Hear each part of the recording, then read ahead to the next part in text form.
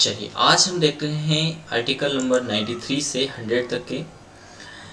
इसके पहले हमने आर्टिकल नंबर 86 से तो 92 तक के आर्टिकल को देखा था।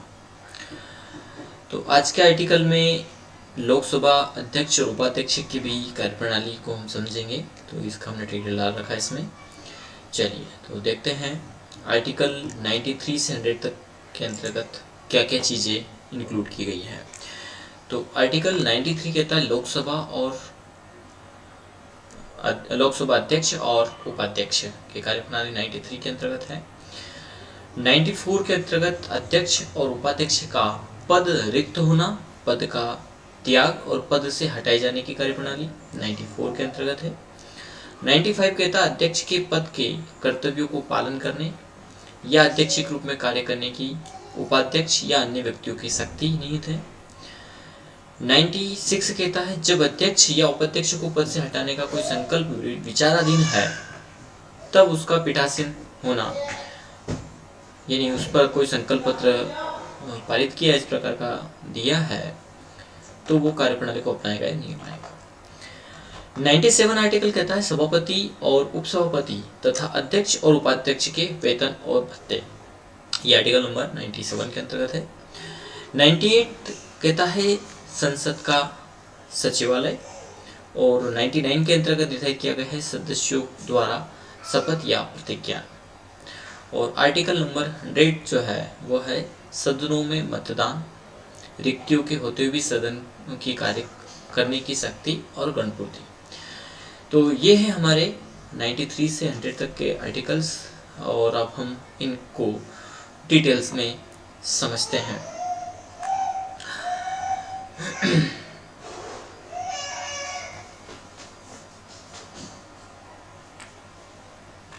इसके पहले हम थोड़ा सा रिवाइज करेंगे हमारे पुराने आर्टिकल्स पर। तो आर्टिकल 86 से 90 तक हमने 92 किया था, इसमें 90 तक का डिक्लेयर किया गया है। तो 86 कहता है सदनों के अभिभाषण और उनको संदेश भेजने का राष्ट्रपति का अधिकार। 87 कहता है राष्ट्रपति का विशेष अभिभाषण, सदनों के बारे मंत्री और महान्यायवादी के अधिकार। 88 कहता है 89 कहता है राज्यसभा का सभापति और उपसभापति।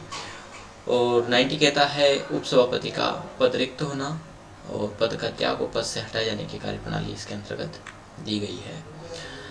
चलिए अब हम आ जाते हैं अपने 93 पर। तो 93 का डिटेल यदि हम समझें तो उसमें दिया है लोकसभा अध्यक्ष और उपाध्यक्ष। तो दे रखा है लोकसभा का अध्यक्ष और उपाध्यक्ष दोनों यथाशीघ्र अपने दो सदस्यों को, यानी लोकसभा अध्यक्ष का भी और उपाध्यक्ष का भी, ये कौन करेगा तो लोकसभा खुद करती है, उनके सभी सदस्य करते हैं। तो उन सदस्यों में से किसी को अध्यक्ष बनाया जाएगा और उसी में से एक उपाध्यक्ष भी चुनेगा। और जब जब अध्यक्ष या उपाध्यक्ष का पद रिक्त होता है तब तब लोकसभा किसी अन्य सदस्य को यथास्थिति अध्यक्ष या उपाध्यक्ष चुनेगा। तो ये आर्टिकल नंबर 93 के अंतर्गत जो कि प्रबंधित किया गया, उसके अंतर्गत निर्धारित किया गया ताकि लोकसभा की कार्यवाही चल सके।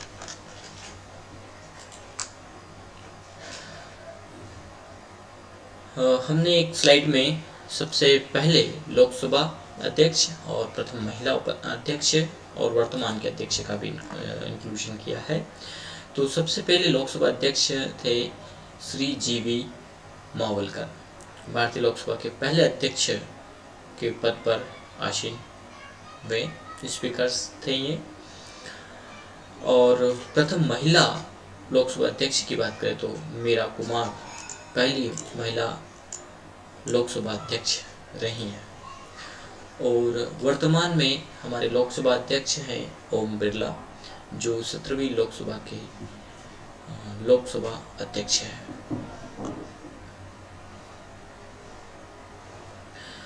लोकसभा के स्पीकर को शपथ नहीं दिलाई जाती है, ये भी इसमें इंक्लूड किया गया है, तो इस बात को भी ध्यान रखना है। अब लोकसभा के जो अध्यक्ष है उसको शपथ क्यों नहीं दिलाई जाती है, तो उसका कारण है कि लोकसभा के सदस्य में से ही अध्यक्ष का चुनाव किया जाता है। और जब एक लोकसभा सदस्य होने के नाते वो एक शपथ लेता है, संविधान की शपथ लेता है, प्रतिज्ञा लेता है, तो शपथ कार्य उनका पूरा हो जाता है और इसीलिए लोकसभा अध्यक्ष के रूप में शपथ ग्रहण नहीं कराई जाती।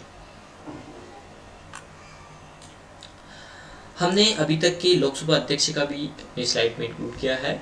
सबसे पहले लोकसभा अध्यक्ष गणेश जीवी मावलकर यानी गणेश वासुदेव मावलकर, जो 15 मई 1952 से 17 फरवरी 1956 तक इनका कार्यकाल रहा। इसके बाद अनंत शनम अय्यर, इनका कार्यकाल 8 मार्च 1956 से 16 अप्रैल तक का रहा। सरदार हुकम सिंह 17 अप्रैल 1962 से 16 मार्च 1967 तक रहा। नीलम संजीव रेड्डी 17 मार्च 67 से 19 जुलाई 69 तक रहा। GS ढिल्लो 8 अगस्त से 1 दिसंबर तक कार्यकाल रहा। बलीराम भगत 15 जनवरी 76 से 25 मार्च 77 तक इनका कार्यकाल है। नीलम संजीव रेड्डी 26 मार्च से 13 जुलाई 77 तक रहा। KS हेंगड़े 21 जुलाई से 21 जनवरी 1980। बलराम जाखड़ 22 जनवरी 1980 से 18 दिसंबर 1989 तक कार्यकाल रहा। रवि राय 19 दिसंबर से 1990 से 9 जुलाई 91 तक इनका कार्यकाल रहा। शिवराज पाटिल 10 जुलाई से 22 मई 1996। PA संगमा 25 मई 96 से 23 मार्च 98 तक रहा। GM बालयोगी 22 मार्च से 3 मार्च 2002 98 से 3 मार्च 2002। मनोहर जोशी 10 मई 2002 से 2 जून 2004। सोमनाथ चटर्जी 4 जून 2004 से 30 मई 2009 तक रहा। मीरा कुमार ये पहली लोकसभा स्पीकर से चुनी गई।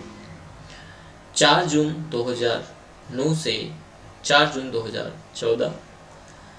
सुमित्रा महाजन 6 जून 2014 से 17 जून 2019।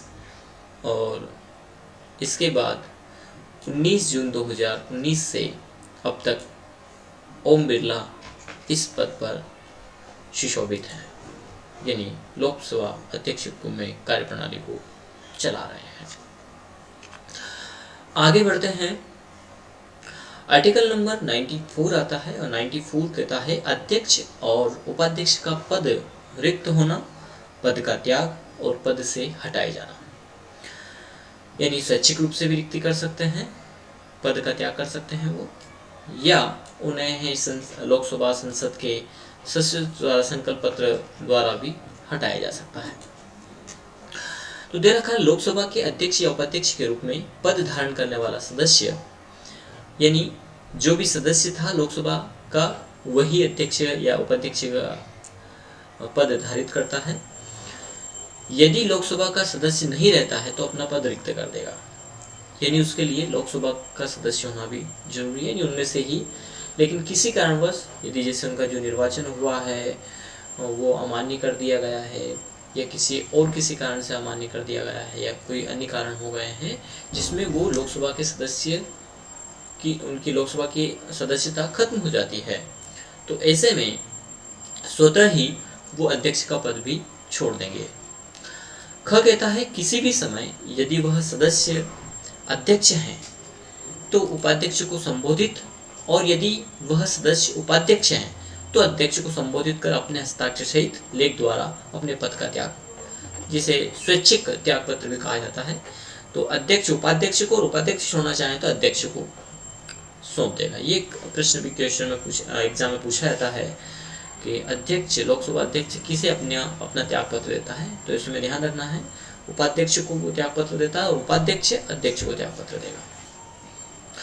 लोकसभा के तत्कालिक समस्त सदस्यों के बहुमत से पारित संकल्प पत्र द्वारा अपने पद से हटाया जा सकेगा, परंतु खंड ग के प्रायोजन के लिए कोई संकल्प तब तक प्रस्तावित नहीं किया जाएगा जब तक कि उन संकल्पों को प्रस्तावित करने के आशय से कम 14 दिन की सूचना न दे दी गई हो।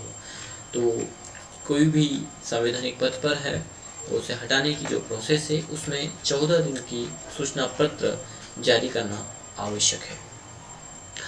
तो ये था हमारा आर्टिकल नंबर 94। अब हम आगे के आर्टिकल पर चलते हैं।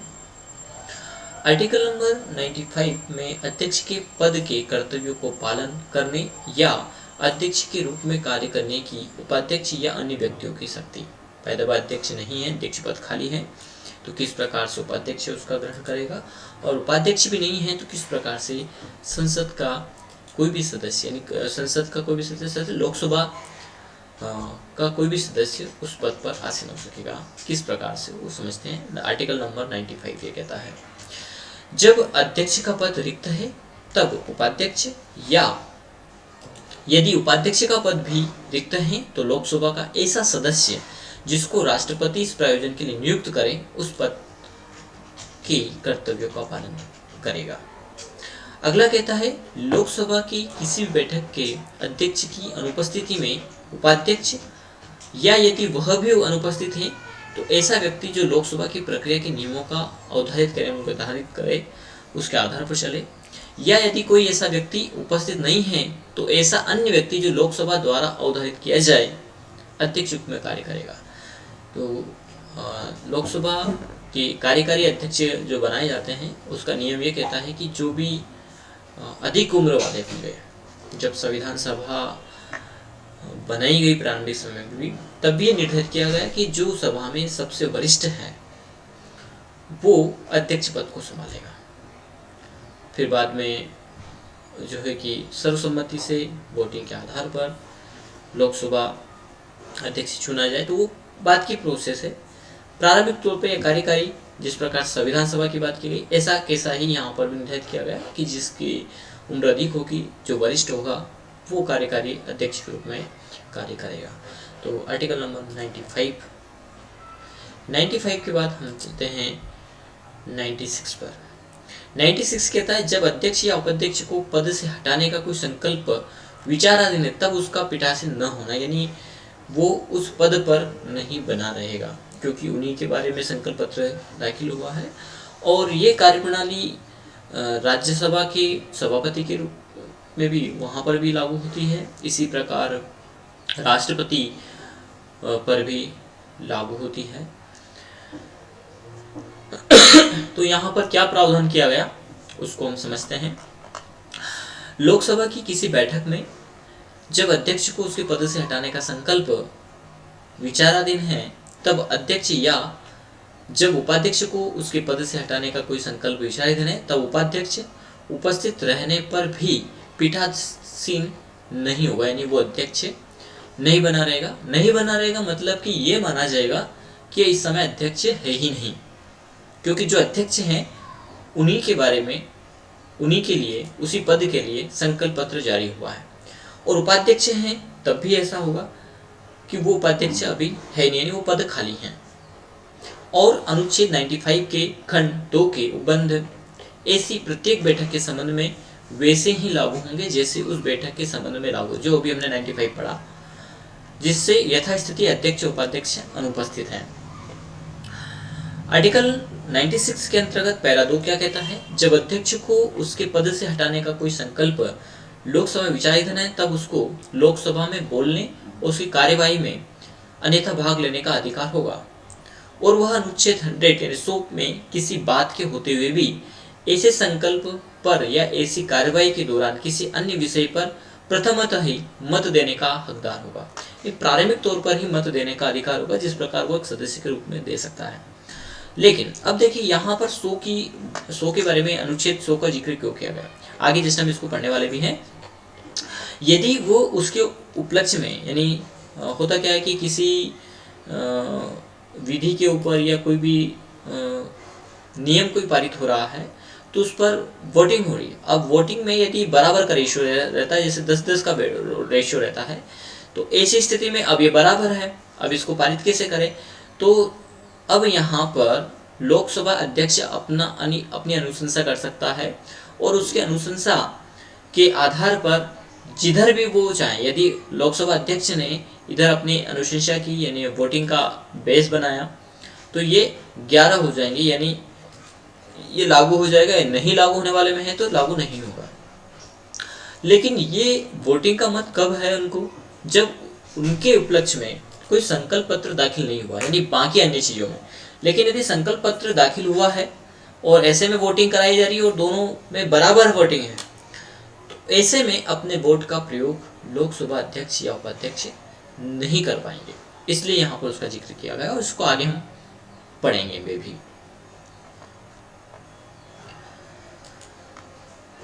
मत का हकदार होगा, किंतु मत बराबर होने की दिशा में मत देने का हकदार नहीं होगा। तो ये बात भी ध्यान रखना है। बराबर मत में मत देने का अधिकार तब होता है जब उनके बारे में संकल्प पत्र जारी नहीं किया, यानी किसी अन्य के बारे में यानी कोई बिल के बारे में वोटिंग हो रही है, तब उनको अपना मत देने का अधिकार होगा। वैसे मत देने की आवश्यकता उनको नहीं। लोकसभा के सदस्य के आधार पर ही यदि चयन हो गया है, निर्वाचन हो गया या फिर कोई बिल पास हो गया है, वोटिंग हो गई है और उसमें कोई भी पक्ष जिसके पक्ष में वोट डले हैं वो यदि बहुमत वाला है, तो ऐसे में लोकसभा अध्यक्ष का वोट डालने की आवश्यकता उनको नहीं है। लेकिन बराबर रेशो है तो वो मत डाल सकते हैं, मत दे सकते हैं। अगले आर्टिकल पर चलते हैं। आर्टिकल नंबर 97, सभापति और उपसभापति तथा अध्यक्ष और उपाध्यक्ष के वेतन और भत्ते। सभापति उपसभापति बोल दो या अध्यक्ष उपाध्यक्ष तो बोल दो, बात एक ही है। राज्यसभा के सभापति और उपसभापति को तथा लोकसभा के अध्यक्ष और उपाध्यक्ष को ऐसे वेतन और भत्तों का जो संसद विधि द्वारा नियत करें और जब तक इस निमित्त इस प्रकार उपबंध नहीं किया जाता तब तक ऐसे वेतन और भत्तों का जो दूसरे अनुसूची में विनिर्दिष्ट है संदाय किया जाएगा या निर्धारित किया जाएगा। मतलब ये कि जो पहले से निर्धारित है वो दिए जाएंगे, लेकिन लोकसभा यदि उनके वेतन भत्तों का निर्धारण कर देती है, संसद उनके वेतन भत्तों का निर्धारण कर देती है, जो भी समय समय पर परिवर्तित होते हैं और लागू होते हैं वो दिए जाएंगे। लेकिन वर्तमान समय जैसे लोकसभा अध्यक्ष का निर्वाचन हुआ और उस समय कोई निर्धारण नहीं किया गया, तो जो पहले से चल रहा है वो उनको दिया जाएगा। आर्टिकल नंबर 97 के अकॉर्डिंग ये बात निर्धारित की गई संविधान के अंतर्गत। आर्टिकल नंबर 98 कहता है संसद का सचिवालय, यानी संसद का एक सचिवालय होगा। तो पहला पॉइंट कहता है संसद के प्रत्येक सदन का पृथक सचिवालय कर्मचारी वृद्ध होगा, यानी प्रत्येक संसद अब वो संयुक्त रूप से भी काम कर सकते हैं, बैठक एक जगह रख सकते हैं या पृथक पृथक काम कर सकते हैं। लेकिन कार्यप्रणाली से देखें तो अलग अलग होगा उनका दोनों का, यानी एक ही से दोनों काम करवा ले ऐसा नहीं होगा। दोनों के सचिवालय अलग अलग होंगे, राज्यसभा के और लोकसभा के। परंतु इस खंड की किसी बात का यह अर्थ नहीं लगाया जाता कि वह संसद के दोनों सदनों के लिए सम्मिलित पदों के सृजन को निवारित करती है, यानी सम्मिलित रूप से निर्धारण करती है, इस प्रकार का कहीं जिक्र नहीं है। दूसरा कहता है संसद विधि द्वारा संसद के प्रत्येक सदन के सचिवीय कर्मचारी वृंद में भर्ती का और नियुक्त व्यक्तियों की सेवा की शर्तों का विनिमय कर सकेगी। कौन कर सकेगी? तो वो है संसद, जब चाहे जिसे चाहे उनके वेतन भत्तों का और उनकी भर्तियों के आधार का निर्धारण जो है कि संसद ही करेगा। जब तक संसद खंड 2 के अधीन उपबंध नहीं करती तब तक राष्ट्रपति यथास्थिति लोकसभा अध्यक्ष या राज्यसभा के सभापति से परामर्श करने के पश्चात लोकसभा के या राज्यसभा के सचिव कर्मचारी वृंद के में भर्ती के और नियुक्ति व्यक्तियों की सेवा की शर्तों के विनिमय के लिए नियम बना सकेगा।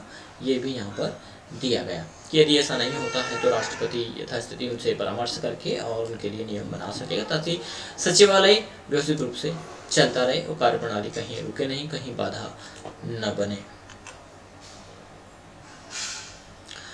99 पर आते हैं, सदस्य द्वारा शपथ या प्रतिज्ञा। तो संसद के सदस्य राष्ट्रपति की उपस्थिति में या उनके द्वारा नियुक्त जो भी व्यक्ति होगा उनके समक्ष जो कि शपथ लेते हैं, और इसी शपथ ग्रहण में ही अध्यक्ष भी शपथ ले लेता है, और इसीलिए अध्यक्ष के पद पे होते हुए उनके शपथ का या प्रतिज्ञा का कोई निर्धारण नहीं किया गया, क्योंकि वो संविधान की शपथ ले चुके हैं और सदस्य के रूप में ले चुके हैं, इसलिए उनका निर्धारण नहीं किया गया। तो 99 के अंतर्गत अन्य सदस्यों का प्रावधान है।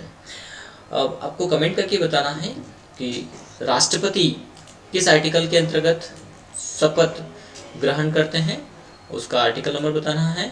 इसी प्रकार उपराष्ट्रपति का आर्टिकल नंबर बताना है। राज्यसभा के सभापति का आर्टिकल बताना है। उपसभापति का आर्टिकल बताना है। इनके आपको आर्टिकल नंबर लिख करके बताना है, यानी राष्ट्रपति उसका आर्टिकल नंबर आगे लिखेंगे, उपराष्ट्रपति आर्टिकल लिखेंगे, राज्यसभा सदस्य उपराष्ट्रपति। और एक और आपको आर्टिकल बताना है कि यदि राष्ट्रपति उपराष्ट्रपति दोनों उपस्थित नहीं हैं तो उनका प्रावधान किसमें किया गया। साथ ही साथ एक और क्वेश्चन आपको हम दे रहे हैं, और वो दे रहे हैं भारत के महान्यायवादी कौन से आर्टिकल में जोड़ा गया। चलिए आगे बढ़ते हैं।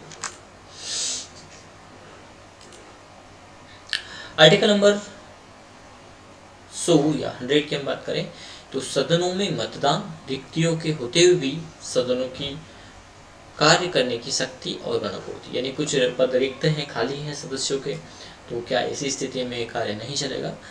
तो इतना बड़ा लोकतंत्र, इतने सदस्य और उन सदस्यों से मिलकर बना हमारा संसद, अब संसद के दोनों सदन, चाहे फिर राज्यसभा हो, लोकसभा हो, और सभी सदस्यों को एक साथ बैठा दें और ये कह दिया जाए कि जब तक 550 सदस्य या जो वर्तमान समय में हैं 543 पूरे नहीं आ जाते तब तक कोई कार्यप्रणाली नहीं होगी, तो ये बहुत मुश्किल है। सभी सदस्य उपस्थित हों और फिर ही लोकसभा का संचालन हो, तो ऐसा संभव नहीं है। तो उसके लिए भी एक मापदंड बनाया कि आखिर कितने सदस्य, तो उसके लिए निर्धारित किया गया कि भैया जो सदस्य है उनका 10वां भाग यदि आ गया है तब भी संसद की कार्यवाही चलेगी, लेकिन यदि नहीं है तो फिर कुछ समय के लिए संसद की कार्यप्रणाली को स्थगित कर दिया जाएगा, जिसे निलंबन या स्थगित कर कहते हैं। और जब तक उनकी गणापूर्ति नहीं हो जाती उनके लिए आदेश जारी करेगा लोकसभा अध्यक्ष कि आपको जो है कि संसद की कार्यवाही में आना है, कार्यप्रणाली में आना है, उसमें हिस्सा लेना है। तो ये आर्टिकल नंबर 100 के अंतर्गत दिया गया, हम इनको समझते हैं। इस संविधान में यथा अन्यथा उपबंधित के सिवाय प्रत्येक सदन की बैठक में या सदनों की संयुक्त बैठक में सभी प्रश्नों का अवधारण करें, अध्यक्ष को अथवा सभापति को या अध्यक्ष के रूप में कार्य करने व्यक्ति को छोड़कर उपस्थित और मत देने वाले सदस्यों के बहुमत से किया जाएगा। यानी किनका छोड़ दिया जाएगा, जो भी अध्यक्ष उपाध्यक्ष कार्यप्रणाली में हिस्सा ले रहे हैं वो उनको छोड़ करके बाकी सब जो भी प्रश्न है उनको निर्धारण करेंगे और उसके आधार पर वोटिंग होगी, तो वो सभी सदस्य उसमें वोट करेंगे। सामान्य वोट प्रणाली होती है जिसमें सभी सदस्य इसमें भाग लेते हैं। सभापति या अध्यक्ष अथवा उस रूप में कार्य करने वाले व्यक्ति प्रथमतः मत नहीं देगा, ये बात देखिए जिसको हमने इसके पहले आर्टिकल में पढ़ा था, किंतु मत बराबर होने की दशा में उनका निर्णायक मत होगा और वह उसका प्रयोग करेगा। लेकिन कब नहीं करेगा, तो हमने पढ़ा कि जब उनके पद से हटाने से संबंधित संकल्प पत्र जारी किया गया और वो विचाराधीन हो, और ऐसे में यदि बराबर मत का वोटिंग आ गया तो वो फिर अपने मत का प्रयोग नहीं कर सकते हैं। बाकी अन्य उपबंधों में निर्धारित किया गया है, अवधारित किया गया है कि वो अपने मत का प्रयोग कर सकते हैं। दूसरा पैरा आता है संसद के किसी सदन की सदस्यता में कोई रिक्ति होने पर भी उस सदन को कार्य करने की शक्ति होगी, और यदि बाद में यह पता चलता है कि कोई व्यक्ति जो ऐसा करने का हकदार नहीं था कार्यवाही में उपस्थित रहा या उसने मत दिया या अन्यथा भाग लिया, तो भी संसद की कोई कार्यवाही विधि मान्य होगी। यानी पाया जाता है कि नहीं करना था, भाग ले लिया, अब वो विधि बन गया, तो जो स्थिति थी नहीं आए, जैसे कोई आर्टिकल में संशोधन करना है या कोई भी बिल पास करना है, उसमें सदस्य अनुपस्थित रहे या कोई उपस्थिति के लिए वो के लिए वोटिंग नहीं था लेकिन वोटिंग हो गया उनका, उस स्थिति में हो गया, तो भी उसको मान लिया जाएगा। अब ऐसा प्रावधान क्यों किया गया, क्योंकि ऐसे तो फिर बार बार जो बिल पास हो गया है उसको फिर ले जाया जाएगा फिर वोटिंग कराई जाएगी, तो संसद की कार्यप्रणाली आगे कैसे बढ़ेगी। इसलिए संविधान निर्माताओं ने इस प्रकार का बेसिस दिया कि यदि ऐसा होता है तो आगे कार्यप्रणाली बढ़ाने के लिए उसको विधिमान नहीं किया जाएगा, यानी जो उस समय स्थिति बनी वो सही बनी। हाँ, संसद चाहे तो उस पर दोबारा से विचार कर सकती है, क्योंकि राष्ट्रपति के पास वो बिल जाता है, फिर राष्ट्रपति चाहे तो संसद को उस पर पुनः विचार के लिए उसको पहुंचा सकता है, और संसद पुनः विचार करके और पुनः वोटिंग के बेसिस पर उसको आगे बढ़ा सकती है, पहुंचा सकती है। अगला कहता है, जब तक संसद विधि द्वारा अन्यथा उपबंध न करे तब तक संसद के प्रत्येक सदन का अधिवेशन गठित करने के लिए गणपूर्ति सदन के सदस्यों की कुल संख्या का 10वां भाग होगी, जिसके बारे में भी हमने चर्चा की थी। यानी 10वां भाग उसकी उपस्थिति के लिए जरूरी है। यदि सदन के अधिवेशन में किसी समय गणपूर्ति नहीं है तो सभापति या अध्यक्ष अथवा उस रूप में कार्य करने वाले व्यक्ति का यह कर्तव्य हुआ कि वह सदन को स्थगित कर दे या अधिवेशन को तब तक के लिए निलंबित कर दें जब तक कि गणपूर्ति नहीं हो जाती। गणपूर्ति आवश्यक है। तो ये थे हमारे आर्टिकल नंबर 100। अब हम एक बार इनका सभी आर्टिकल को एक बार पुनः देखेंगे, उसका नेक्स्ट वीडियो में हम देखेंगे। आर्टिकल नंबर 1 से लेकर के 100 तक के बेसिस में देखेंगे कि किसके अंतर्गत क्या रखा, वो एक ही वीडियो में हम उनको खत्म करेंगे, कहाँ से कहाँ तक में क्या क्या चीज़ें रखी गई, जिसे हम रिविजन कहते हैं, रिवाइजन कहते हैं, प्रीव्यू कहते हैं। ठीक है, ताकि हमें यहाँ तक के आर्टिकल जो बहुत इम्पोर्टेंट भी हैं और किसी भी एग्ज़ाम के लिए भी बहुत आवश्यक है, तो हम उनको एक बार एक वीडियो के माध्यम से लेके आएंगे।